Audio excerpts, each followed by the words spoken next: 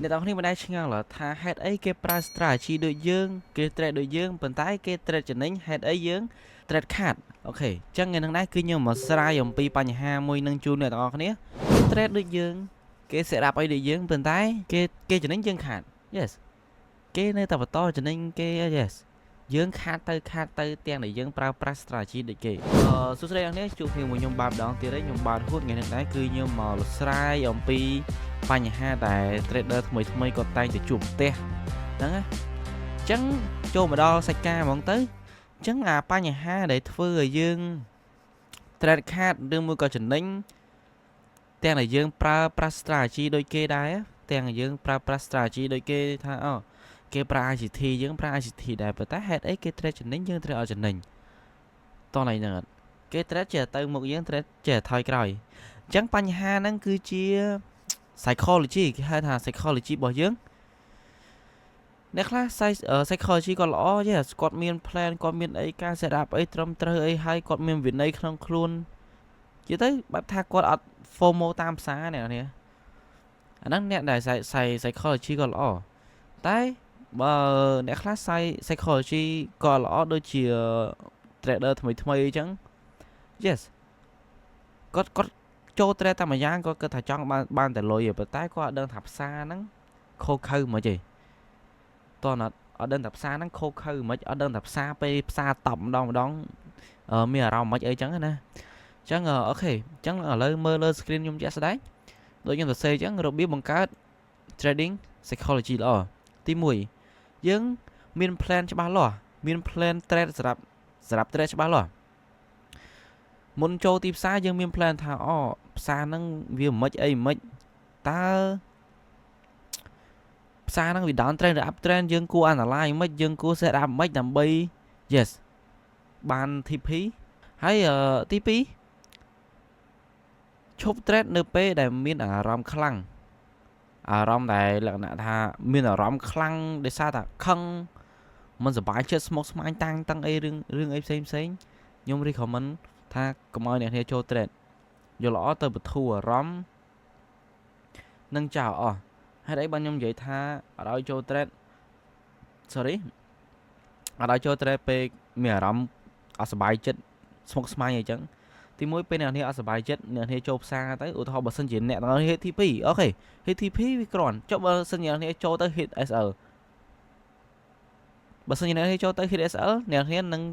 មានរូបភាពមួយផ្សេងទៀតឲ្យអ្នកនេះឃើញហើយគឺ FOMO ហ្មងតាមសារយកហ្មង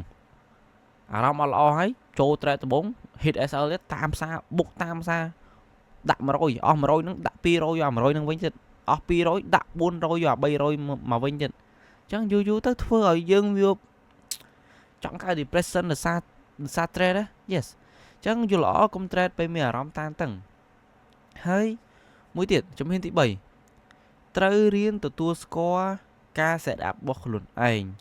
មិនថាការ set up នៅ hit TP ឬក៏ការ set up នៅ hit SL ក៏ដោយក៏យើងទទួលស្គាល់អូខេចុះបើសិនជា hit SL ហើយបើសិនជាមក set up នឹងយើង loss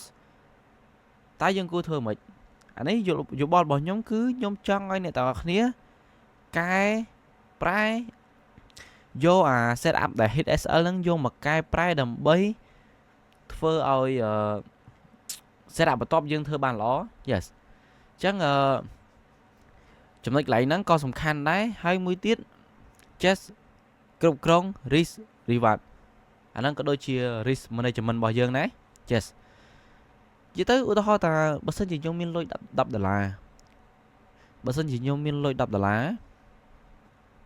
អញ្ចឹងតើខ្ញុំគិតថាតើ$10ហ្នឹងខ្ញុំគួរ trade ប៉ុន្មាន trade ហើយមួយ trade ខ្ញុំចាយ SL ប៉ុន្មានដុល្លារក្នុង$10ហ្នឹងឧទាហរណ៍ថាជាទូទៅ$10ខ្ញុំអាច trade បាន3 trade អញ្ចឹងខ្ញុំគិតថាតើមួយ trade ខ្ញុំហ៊ានចាយ SL ប៉ុន្មានតោះឡើយហ្នឹងឯងខ្ញុំមិនដឹងថាណាគេផ្សេងមិនទេប៉ុន្តែមុនខ្ញុំធ្វើអីមួយខ្ញុំតែងតែគិតពីគុណវិបត្តិរបស់វាបានគិតគុណសម្បត្តិតាមក្រោយអញ្ចឹងខ្ញុំគិតថា ok nhưng từ tua vô bán và xây nhóm hit SL 3 là nè toàn lại nắng bà xây nhóm hit SL 3 là nó nhưng từ tua vô bán chắc nhóm mà nhóm bài rồi thôi nhóm bài chắc SL nhóm 3 là TP nhóm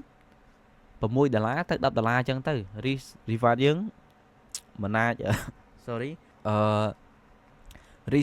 rival bao dướng ở đây môi lơ môi bán này thầy năng bà xây chỉ môi lơ môi phía đôi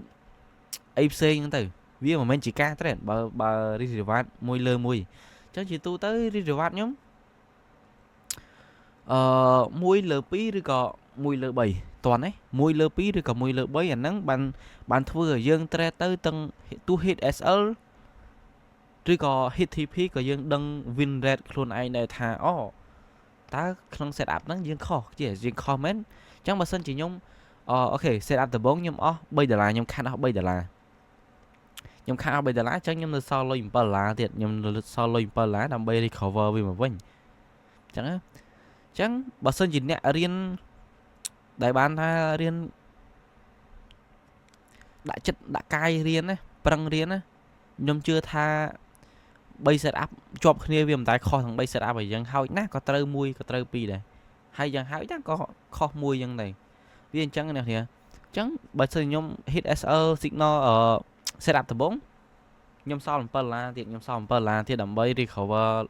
lôi bay lá nhưng mà quên nhấn cái nè nè ngày hay cho nên bắt tốt chơi sầm ra nâng mau quanh mơ tim sao ngọc chật cái này nó sòng khan khang mình tên ô thôi ta nhóm mấy nhóm mình giấy đập đà lá tre mà tre ấy chẳng thể ô thôi ta tre tim mùi bỏ nhóm hit SL bay lá nè chẳng xua ta nhóm hit SL với châu phim mà ớt thì nhưng anh ấy giảm nhau món cứ nhóm từ thua AFC như này nhóm từ thua AFC ọt mơ xa bà sơn nhóm hit SL hay nhọn mơ xa mà nhóm sốc chất tấn AFC chẳng là hốt đầu thì nhóm ban thu ROM này ok dương bấm play SL dương cháu bây đà la cả lôi đấyประมาณ đà la cả lôi đấy chẳng nhóm xong bờ la tiết đóng bấy set up yes set up top và tái đôi nhóm vậy chẳng dương ở đây hit SL phim dương set up phim châu phim thì thì no cannot chưa thôi chẳng thì thôi chẳng đôi giờ lắp luôn ai chẳng chân dương thấy đa tới đây xem thấy chạm máu dương vô lôi để dương so lớn vô tới recover mà mình dương sốc chất ấy đánh SL và tái cùng áo đánh account yes hay cho nên phải tốt cái này có sòng khăn trading is chỉ tới trade á mà pay phía rồi này strategy ta một pay phía rồi vậy ấy là sòng khăn pay phía rồi tiết cứ psychology bao giờ ta psychology dương là đừng mình lo chấn được thì ai mơ lại đi bán ấy để nhôm từ xe đó mơ lại năng hái riêng vì vía mà đâu mà chậm nói hai mươi tiết nhôm trong ad time bị lơ nhôm trong ad time bị lơ chậm nói để nhôm từ xe đó sorry tí muối nè nhé hiên tới tại set up xa hái dương thở tại tục chất không này dương lại tục chất là cái xe má này dương còn ai tục chất xa ba này và tái dương tục chất không này toàn hết hiên tục đo thì phí rư có SL toàn hết hiên tục đo thì phí rư có hiên tục đo SL mấy bao nhiêu vậy chẳng tí mùi bà sân dương set up từ ok bà sân dương set up thấy dương cắt môn TP cắt môn SL đấy ta dương miên viên ra bàn ok bà thay cho nín có thể khơi trả lời bà tái viên ra chứ này nè viên ra setup dương ai ná đâm lại này ca setup